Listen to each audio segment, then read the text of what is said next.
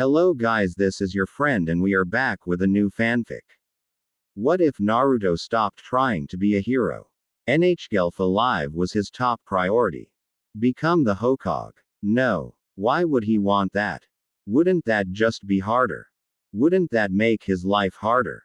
Gain respect from the other villagers. Don't be preposterous. What did their opinions matter to him? There was nothing there in Naruto to motivate him to excel. Nor was there anything there to hold him back. He was floating, drifting in an ocean of I don't care. And he had no life preserver. Depression is what others might call this. And if so, it made no difference.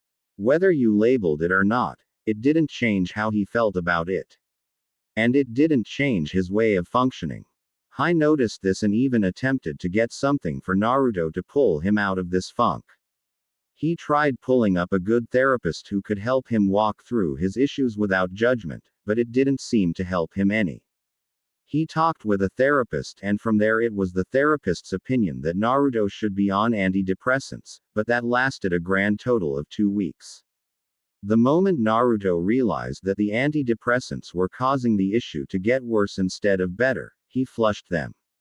This was all Hein's idea anyway. Naruto didn't want to talk about his issues. He wanted people to leave him alone. But as you may have guessed, that didn't stop Hiruzen. Feeling that bringing order to his life might change the way Naruto felt or acted. He was willing to force Naruto into the academy to become a genin. Naruto really hated this. He wasn't into the whole idea of being a shinobi. It didn't interest him, but really nothing did. He had no real reason to become a ninja, but he also didn't have a reason not to become one. And so he went along with it for the simple sake of getting Hisan off his back. Many kids at the academy would make fun of him, laugh at him, tell jokes about him, and spread gossip about him. Schools always were toxic. Immaturity mixed with pride. People claiming to cook you when arguing as if they themselves could judge themselves victorious over you in their own debate. It was pitiful. None of this interested Naruto. Did it hurt his feelings? Not in the slightest. Why should he care what a bunch of kids he doesn't know are saying? Honestly, why should those kids care at all? Drama. That feeling of being important or that some issue is exciting enough to keep kicking it until that thing went out of style. Nothing they said in school. None of it held any true importance and only served as an excuse to let themselves run wild emotionally. He saw it all the time. Mountains made out of molehills. And not just for himself, but others. They acted as though one backhanded comment was the end of the world, as though they had been personally attacked, as though they were victims. There were times when some were actually victimized. The kids with black eyes, the kids bruised, clothes torn and stained with tinges of blood, having been beaten up by the system that the children had formed of in-groups and out-groups. They were victims. The children made fun of and talked about behind their backs for no reason other than wearing a shirt for a cartoon thought to be below their age group. The kids who had done nothing and now were facing real backlash or at the very least verbal harassment. They were the victims, but everyone had to be a thug. That was cool, right? Being a thug, forming your own little gang and having the schoolyards as your territory. Weaponized bravado. A bunch of weaklings who thought they were something, never having seen the real world. That was what Naruto saw. But at the same time, Naruto just couldn't bring himself to care. He wasn't a victim. If people attacked him physically, he'd beat their skulls in with an unusually high amount of control. Due to this apathy, he had no emotional weight to throw around. But that helped him keep his focus to the same degree as a laser. While others screamed as they attacked, swinging wildly, Naruto could see the weaknesses in their stance, the weak points of their body. All it took was one punch to the kidneys, one angled fist into the bottom of their rib cage. Hitting them there, they collapsed immediately in panic as their body turned against them, their breath fleeing and unable to return. Control. Control was everything in a fight, and Naruto had a surplus. Maybe in some way, he derived pleasure from seeing the high and mighty's own bodies lose control, watching them panic. But whatever pleasure he may have derived from that was quickly washed away the moment he was given detention. Man getting detention from defending yourself. Funnily enough, the same school system wouldn't protect him if he did nothing, but would punish him if he fought back. It seems Naruto wasn't the only one in this facility that was apathetic about himself and others.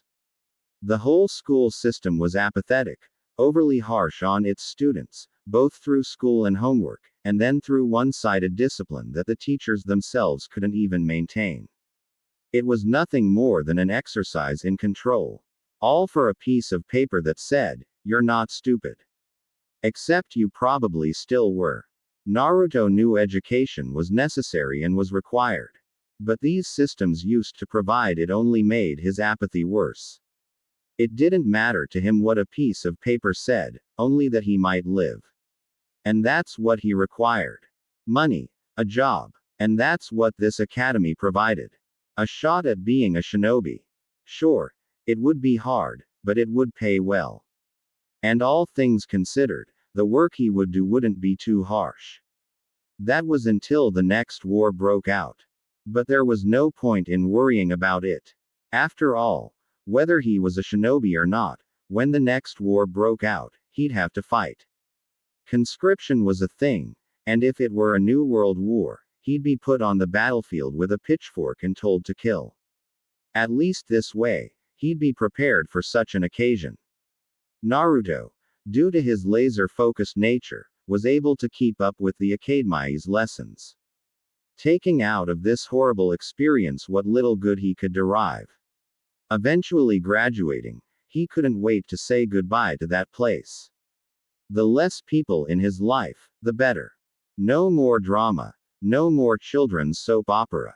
No more teachers pretending to care. Now it would just be Naruto, Sasuke, and Sakura under one jonin, that being Kakashi. 4 people, Naruto included. Sounded simple enough to manage. No drama, just teamwork. Or so he thought. The moment he entered the group, he immediately knew there would be drama. Sasuke was a walking Batman wannabe, dragging all of that baggage along with him. And as for Sakura, she was just a swooner for Sasuke. The only fairly cool one was Kakashi, who had a similar demeanor to Naruto, though it was clear that Naruto was on a whole other level. Something Kakashi remembered he'd been very similar to, but for a different reason. Kakashi began to wonder if it might have simply been that Naruto was hurting in some way that he hoped he could eventually heal. But this honestly was far from the truth. Naruto wasn't in pain. He had never been like others. Naruto wasn't covering some old wound, and this wasn't a defense mechanism. Naruto told Kakashi that straight. I don't need to be healed and I don't need to be babied. I don't need to be coddled because there's nothing wrong. I simply do not care in the slightest. I'm not doing this for some grand cause, but because it's easier to go along with it than to back out and face continual backtalk. The drama and politics of society bore me. I don't care if I'm loved or hated, just like I don't really care whether Sasuke is an emo goth prince or not. I don't care if Sakura can or can't peel her eyes off of him. I don't care if you do or don't want to help me. What I care about is that I'm proficient in the work I do, which I am, and that I make plenty of money. So long as I got that, I think I'm fine not dealing with others. And from that, Kakashi backed off. Naruto was right. He wasn't in any distress or pain. He was simply a kid who had no drive to do anything more than he already did. It was sad to see such a young life unable to find enjoyment in the things that they did. Perhaps one day it might change, but until then, Naruto was going to keep being like this, but darn if it didn't make him efficient. When they took on the Land of Waves mission, they were attacked by the Demon Brothers. Naruto kept his composure and defended himself flawlessly alongside Sasuke. And when they faced Zabuza, the same thing happened there. Naruto may not have been able to bond well with Sasuke, but because they were so similar in certain aspects, they worked very well together. Now, after his battle with Zabuza, Kakashi was left feeling weak and needed rest.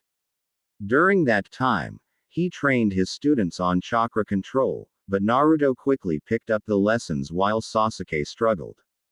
Kakashi surmised it was because due to having no emotional issues, Naruto could find that Goldilocks zone of chakra control more easily than Sasuke, who was just angry all the time. As they had dinner, however, they were confronted by Inari, who pointed to them, basically calling them stupid for they are actions, for their belief that they could stand up and be heroes in a world where heroes didn't exist.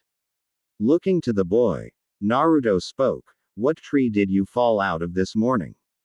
You think we can't win? For what reason? He's just a thug. Just because you wusses are too scared to stand up against him doesn't mean we are. We're not scared," Inari shouted. "Sure as crap sounds like you are.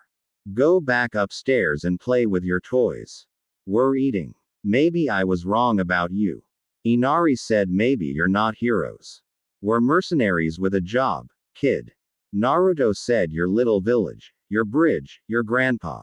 You yourself. You're nothing more than a job to us. We're going to finish the mission. You're going to pay us. And we're going to go home. That's all there is to it. Now get." The room was silent. Naruto was harsh on the boy, but Suna was understanding. Inari had likely insulted the group and he felt he owed an explanation to them. So he began to tell them about Kaisa and why Inari acted the way he did. Inari idolized Kaisa and saw him as his own personal hero. The reason he acts that way is because his own personal hero was killed right in front of him, Tuna said. The room felt silent. Eventually, this silence was broken by Naruto. "I missed the part where that's my problem." This statement drew a shocked exclamation from Sakura. "Naruto." Naruto shook his head and looked at Sakura. "Sure, it's sad, but the world doesn't revolve around that little boy. A lot of kids lose their family. A lot of kids don't have parents. If he wants to sulk about it like he's the only one in the world to ever suffer, let him. But don't drag me into it. Like I said before, we came to do a job. And that's exactly what we're going to do. We're going to do that job. We're going to get paid. And we're going to leave. The boy can heal when we're gone. I'm a soldier, not a nurse. I've got bigger fish to fry than why some 4-year-old has trust issues. If anything, that's for his mom to fix, not me." Naruto continued with his meal, leaving the room stunned. They all let it go, though, thinking that Naruto was just a lot more upset about it all than he'd like to admit. But the truth was, he simply didn't care. He never cared and would never care about this. Not while he had his own issues to deal with. Naruto rested for the night and the day after he and the others would join the construction workers as they built the bridge. Not long after did Zabuza and Haku show up. Sasuke chose to fight Haku first, which Naruto obliged. This got Sasuke caught in the demonic mirroring ice crystals technique. As Senbon flew, Sakura pushed Naruto toward the attack. "What are you doing? Go help him," she shouted. "Why? It's clearly a trap. You want me to get trapped too? Then who will protect your scrawny rear when that guy kills us?" "Nah. Sasuke got into this. He can get out of it." Sasuke could not in fact get out of it. Catching enough sunbon, Sasuke was left in a paralyzed state. His eyes still open, his body twitching. All he could do was move his eyes. Haku approached him. "You would be wise to remain in that position," Haku said. While this was going on, Naruto began to consider how he was going to deal with that attack. In 1-versus-1 combat, he could probably pull one over on Haku, but what was he going to do with that dome? He wouldn't be able to get out of it and he didn't have the Sharingan to be able to deflect all the Senbon. So, as the masked figure drew closer, Naruto began to question what he should do. "Well, I could try talking to him," stalling him out long enough for Kakashi to win this battle. And then the three of us could take him on together. He began to think as Haku drew closer. What's your deal anyway? Naruto asked. Haku stopped as though questioning if Naruto were talking to him. Naruto spoke again. Who else would I be talking to? Of course, I mean you, hair bun. What's your deal? I am here to kill Tazuna, they said. No kidding. I could have never guessed. Why, though? He seeks to build a bridge which threatens Gato. Not that Gato matters much to us. He hired us and we're carrying out his orders. If we're successful, we'll be paid. Another merc. Huh? Naruto questioned as he looked at them. Seems like we've got a lot more in common than I thought. We're both sell swords out to make a living in this world. Isn't that just the way? We were hired much like you. Promised to be paid as well. But the difference is that we're working for the bridge workers, not against them. So then, does that mean you plan to stand in my way? Haku asked. I haven't decided yet, Naruto said. I honestly could use the money, but I can't exactly use it if I'm dead. So the question I need to learn a bit more about is your abilities. For instance, what was that ice you had a second ago? What were those mirrors? Demonic mirroring ice crystals, Haku said. They're a type of ice release enjutsu. Ice release. What is that? It makes a wind and water. Naruto questioned. Technically, yes, but it's a bit more. It's a kai genkai. How did someone like you with such an awesome power come to end up working this kind of job? Because Zabuza found me as a child, starving, cold, and alone. I was taken in by him. I was nearly killed by my own father when I was but a child. My mother was killed. It was because the people there feared Kake Genkai due to their overuse in the war. Naruto tried to keep Haku. I'm sorry to hear about that. Maybe you should tell me more about your childhood. How old were you when you realized Santa wasn't bringing you toys? Haku seemed questioning for a moment. Naruto smiled and shook his head. Nah, I'm just buying time. I don't care. Then he pointed his thumb to the direction of Kakashi where he had just finished off Zabuza and was running at the speed of Chidori covered in blood like a demon just to put his hand through Haku. Sakura was shocked by this. Naruto had expected it. Removing his hand from Haku's chest, he let him fall to the ground. All the while, Sasuke was still laying there. Is anyone going to come help me? Sakura was quick to launch in and play mama to the sick and wounded Sasuke, hoping it would garner her a few more brownie points she could spend on purchasing his heart. But the battle was far from over. As Gato's men showed up, Naruto was about to show them why Inari was wrong. One man could defeat an army of goons. After all, they were all just incapable warriors. And Naruto had a little trick he liked to call shadow clone jutsu. So without another word, he began to approach, forming his own army of better trained individuals. He was unaware that they'd taken hostages, though. Inari and Tsunami were there. Gato made a threat and said that if Naruto drew any closer, he would have the two killed. Naruto hesitated for a moment, questioning his next actions. He didn't want the two to die, but at the same time, he couldn't help but run the numbers in his head. He realized that even if Tsunami and Inari died, the bridge would be finished, as would Gato, and the people would be safe and happy. However, if they stopped construction now, Gato would remain, and very likely many others would die.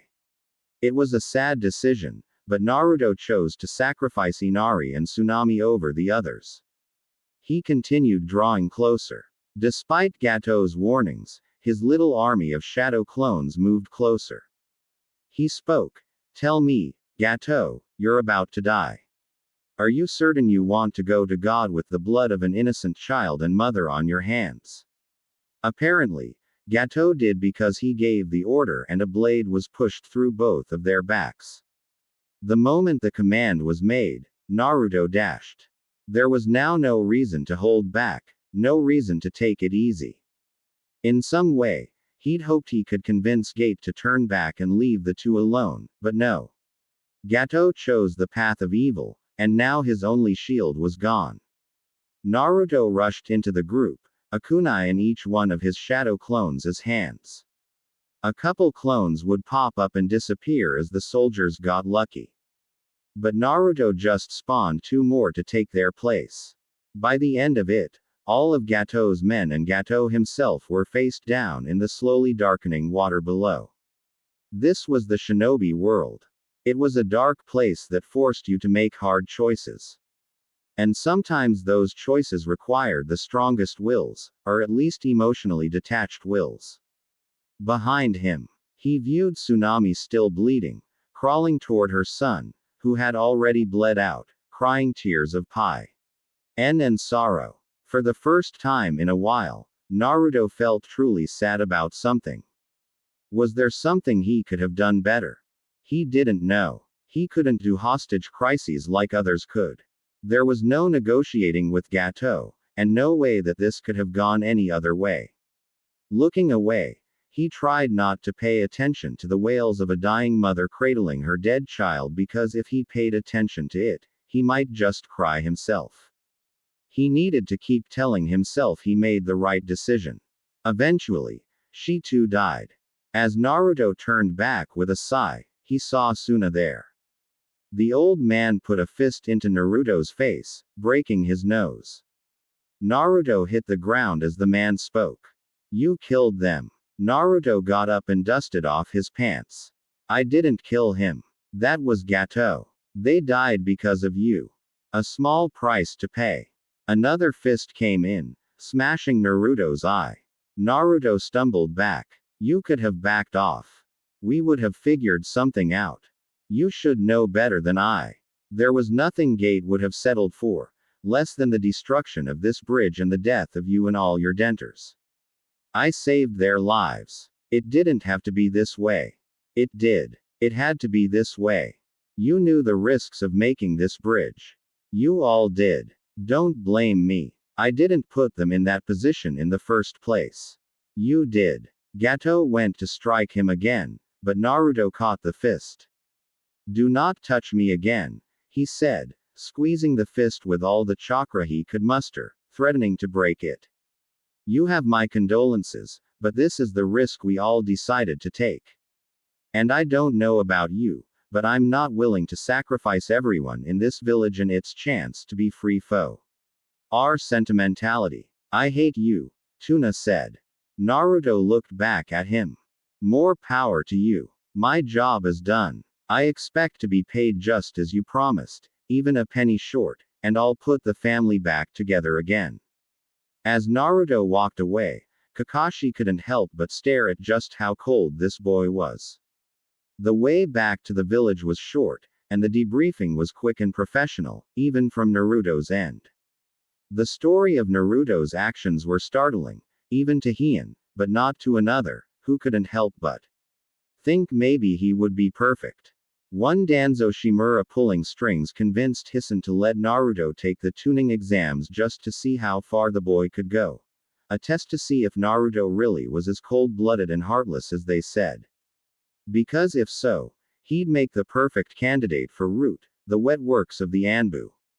By this, Team 7 as a whole were allowed to take the tuning exams. Day 1 of the exams saw Naruto and his team taking a test to prove their gutsiness.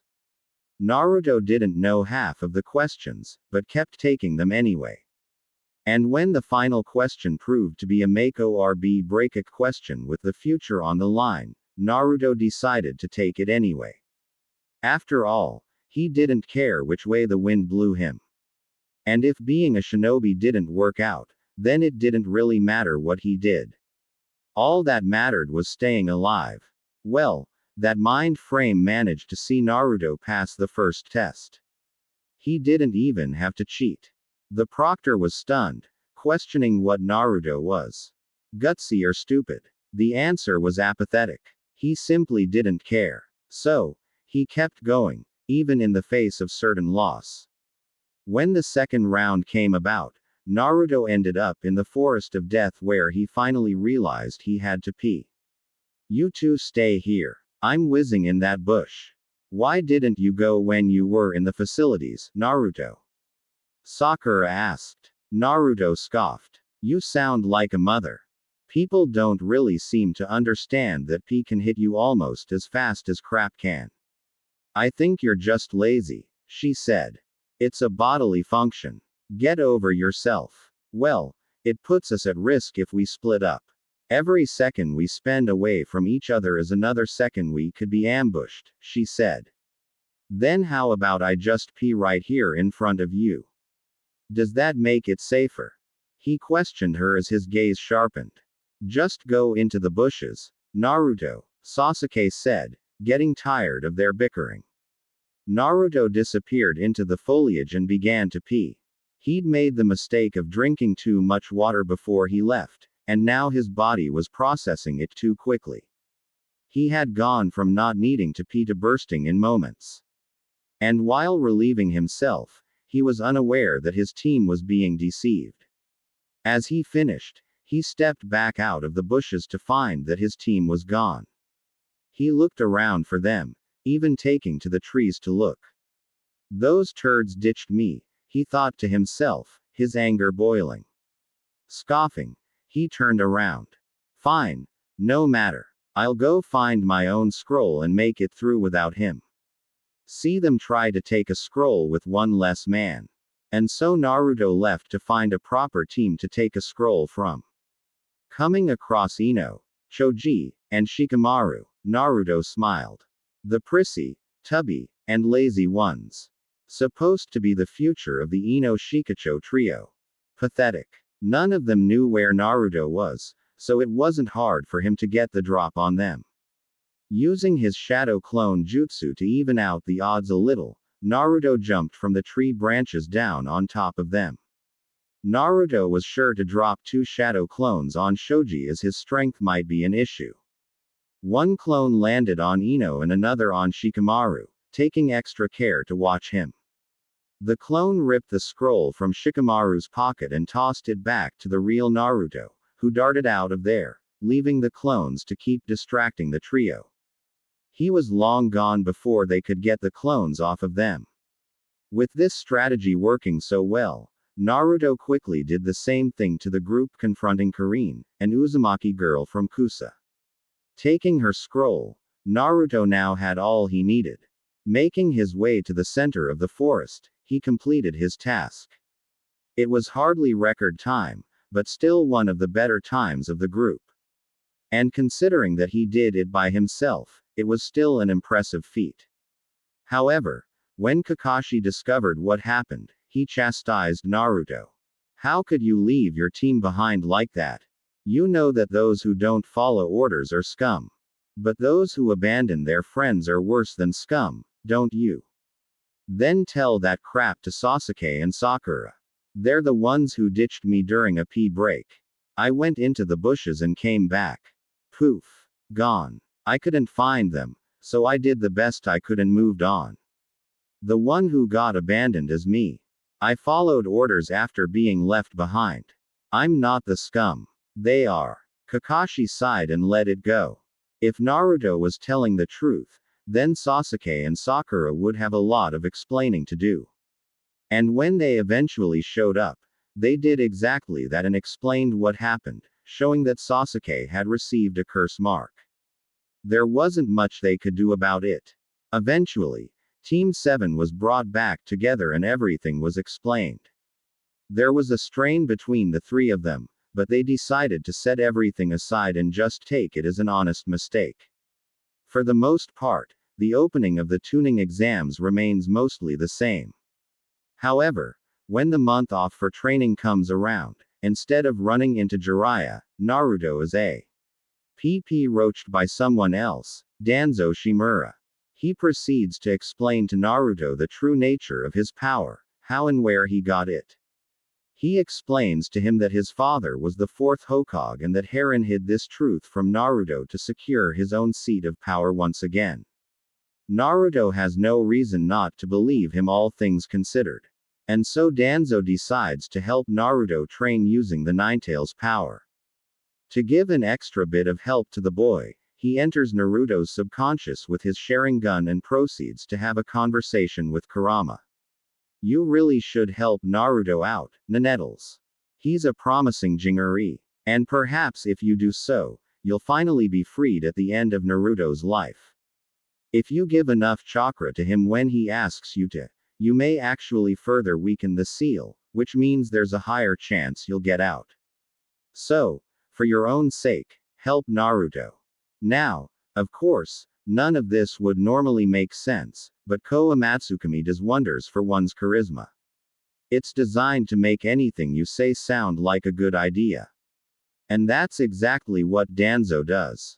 With Kurama pacified, Danzo knows Naruto will be in full control. As Naruto trains with it, he grows stronger still. And by the time he returns to the tuning exams, he's ready to show it all off. Through the sheer power of his version 2 cloak, he makes short work of Nae, who can't even break through the tailed beast's chakra enough to use the gentle fist on him. He can't even see the Tenetsu at that point, let alone touch them. But the true show of force comes when the Konoha Crush arc begins. As Hisan faces Orochimaru, Naruto sets out to fight Gar, who as of this moment is fleeing from them. Getting through, Naruto sees Gar in his partial transformation, about to kill Sasuke. Naruto, taking his version 2 cloak, rushes in with incredible speed to defend Sasuke. Despite everything that Naruto has learned about Gar, he realizes how similar Gar is to Naruto. But all that being said, Gar is a threat. Sure, Gar had a rotten childhood, but Naruto did, too. And you don't see Naruto becoming some psychopathic serial killer. No, Gar is a mad dog that needs to be put down. So, that's exactly what Naruto does. The power of the Ninetales' chakra overshadows that of Shukaku's exponentially. Even in version 1, he's more than a match for Gar. Version 2 would be overkill, but for the sake of ending it quickly, Naruto goes version 2. This forces Gar into a full transformation. But even with his massive size, as his fists come down to crush Naruto, he simply jumps out of the way. This isn't because the fists are that much of a problem. No, Naruto could catch them if he wanted. The issue was the sand. It could easily unpack, grab him, and pull him back up. And because there's no leverage in the sand, Naruto would be stuck. So, for that purpose, he elects to avoid the fists. However, he comes up with a new idea. Using the Ninetales as energy blasts, Naruto begins to superheat the sand of the beast. Starting with its arms, he turns the sand to glass, which shatters upon impact with the ground. This is no issue for Naruto, who is protected by the Ninetales' thick chakra shell. He then creates a path of glass up the beast's body to the head, where he proceeds to run until he gets to the forehead. There, he finds Gar, and with a single slash, he slices Gar's head into 3 horizontally. With Gar, Shukaku also perishes. The sand loses its form and crumbles to the ground. Naruto would return to the village with Sasuke. Here, the devastation truly hits. The village has been decimated. The Hokage is dead. However, seeing this as his chance, Danzo steps in and uses Naruto to his advantage, revealing him to be his personal protege that he has been training. The village is startled by the idea of this until Danzo explains that Naruto has been training with him to control the Ninetales' power and force it into service for the village. He goes on to say that Naruto was tested today with a fight against the One, a beast captured by Orochimaru and used by Suna to instigate a war. He then explains that Naruto killed the One. Through this, Danzo's approval ratings skyrocket and he's named the next Hokage since he seems best to fit in. But as this occurs, Sasuke would face off against his brother and lose, only to be told by the Sound 4 that he has a lot of potential that will be stifled if he remains in the village. And so Sasuke makes the fateful decision to leave the village. Sakura tries to stop him, but fails. The next day, she tries to get a group together to search for Sasuke, including Naruto, but Naruto refuses to take part.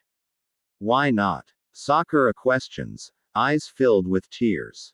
Because Sasuke always was an idiot. Why should I go out of my way to bring him back here when he doesn't want to be here? There are thousands of missing nin out there. What makes him so special? Orochimaru might be planning to hurt him, she said. If so, then Sasuke gets what he deserves. He's a grown boy. Let him make his own decisions. If that leads to his death, that's on him, not me. Naruto leaves. Sakura, with no other choice, decides to head out with her team to rescue Sasuke. During that, they run into the Sound 4.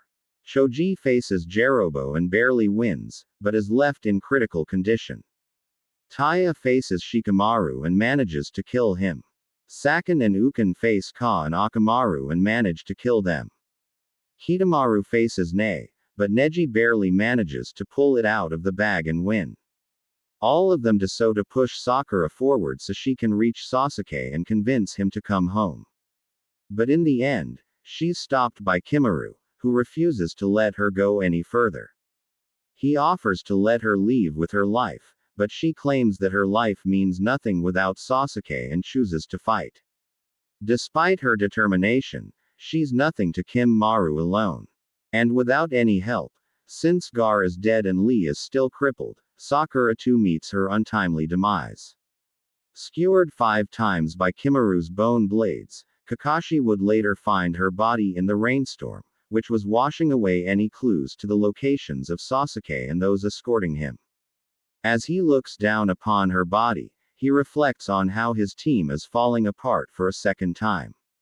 And as thunder roars and a flash of lightning crosses the sky, Kakashi is momentarily returned to his childhood, watching Renee die by his own hand.